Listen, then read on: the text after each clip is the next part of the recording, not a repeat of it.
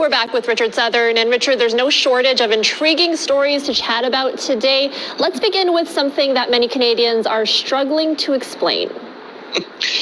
Turns out, Erica, UFO sightings are through the roof during the pandemic here in Canada. So maybe we've got more time to look up into the sky, or maybe there's actually something going on up there. New report from Ufology Research says sightings of unidentified flying objects across Canada, including things like levitating discs, erratic spaceships, and floating triangles, increased 46% in 2020 over 2019 levels. There were 1,243 recorded sightings last year, a record for Canada, 30% of the sightings taking place right here in Ontario.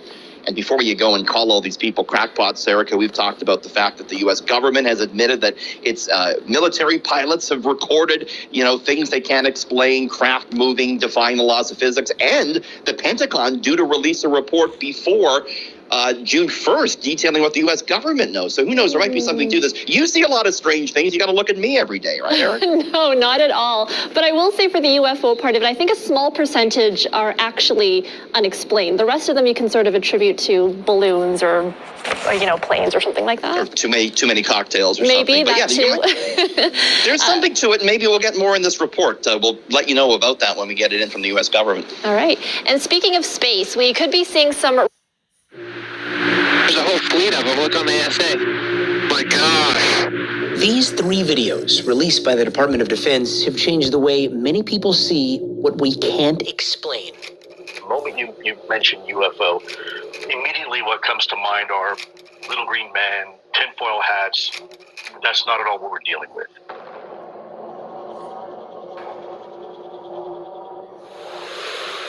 In 2004, off the coast of California, an F-18 Super Hornet training exercise was suddenly interrupted by a call over the radio that would come to define Commander David Fravor's career.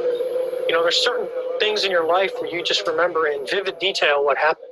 And that's one of them, because it's honestly the strangest, most obscure thing I've ever seen flying.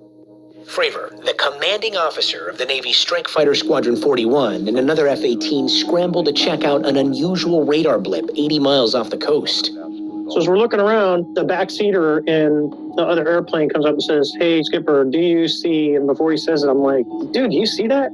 As soon as we look down, we see the whitewater, and then we see this little white tic-tac. It's pointing north-south, and it's just going forward, back, left, right. It's just bouncing around? Yeah, like a ping pong ball. What was its shape? What was its... what did it look like it was made out of? Like a perfectly smooth white tic-tac. Or for people that need a bigger visualization, a giant propane tank.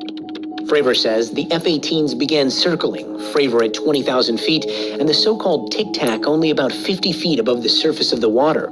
And I say, "Hey, I'm going to go check this thing out." And the other pilot stays and says, "Hey, I'm going to stay up high." And then it starts coming up at us. We call it 2-circle fight, but it's coming up, I'm coming down. So it literally is aware we're there. There's no doubt, because it mirrored me. So here it is. I cut across, and I get to about half mile of it, so I'm about halfway across the circle. As it gets in front of me, it just goes poof, and it's gone. And it's gone like that fast. What do you mean, poof, it's gone? I mean exactly that. Like, it's 1 minute it's there, and the next second, it's like magic trick. So I asked the other airplane, I said, "Hey, do you guys see that?" And they're like, "It's gone. It just disappeared." When you saw this kind of performance, what was the first thing that went through your mind? What the hell was that? Once back on the carrier, Fravor's team told the next crew what had happened, and that crew took off ready to capture something on camera. And this is what they saw. I guess the biggest question is, what do you think it is? I honestly don't know. I don't think that we have developed that technology. I don't think we developed it on this planet. We still, to this day, have no idea what it was, what we saw, what we chased, what we engaged. It was pretty spectacular.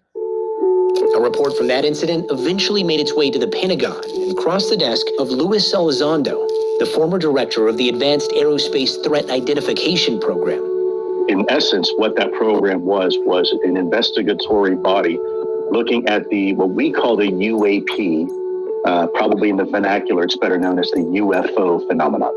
The bottom line here is that over the past several decades, we in the Department of Defense and the intelligence community have been noticing things in our airspace that don't have wings, They don't have cockpits. They don't have even an obvious sign of propulsion like an engine, and yet still they're able to defy the natural effects of Earth's gravity. In 2020, the Pentagon declassified 3 videos. The Tic Tac video and 2 others filmed on the East Coast in January of 2015. Other countries have made similar public disclosures. Also in 2004, the Mexican Air Force confirmed this video was shot by one of their pilots near the coast of Baja California. 1, 2, 3, 4, 5, 6, 7, 8 en la pantalla. In 2014, the helicopter from the Chilean Navy locked onto an unidentified object emitting what appeared to be some sort of gas or vapor. Both governments have said they investigated but couldn't determine what the objects were. All right. Shalom. I'd like to start off by giving all praises, honor, and glory to Yahawah, Bahasham, Yahawashi, Bahasham, Rakakadash. The honors to the apostles and elders of Great Millstone who rule well and teach well. Also like to give a shout out there to the hopeful elect and to you. I say shalom. Now I will put the full video in a link below. But as you can see, here's the title. But hey man, this is powerful here, man.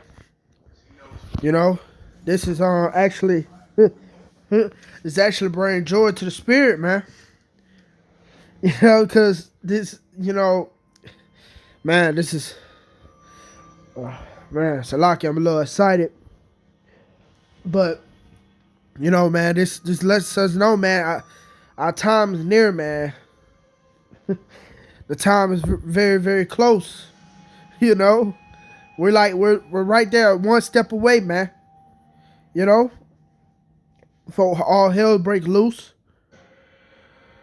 You know, destruction to America, then the elect and 1/3 of Israel be delivered, man. You know, finally we'll be back on top. You know, and you know, having the faith, you know, being in this truth and having faith, great faith, man. You know, that's brings joy to the spirit, man. Seeing these UFO sightings, man. You know, because you know, brothers during camp, we see these, you know, the so-called UFOs and stuff. But now, the so-called white man is admitting that he see them too, man. You know, he's admitting it now.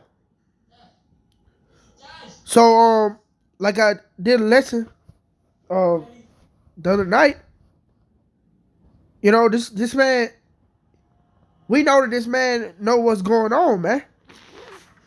You know? But I'm trying not to keep it too long.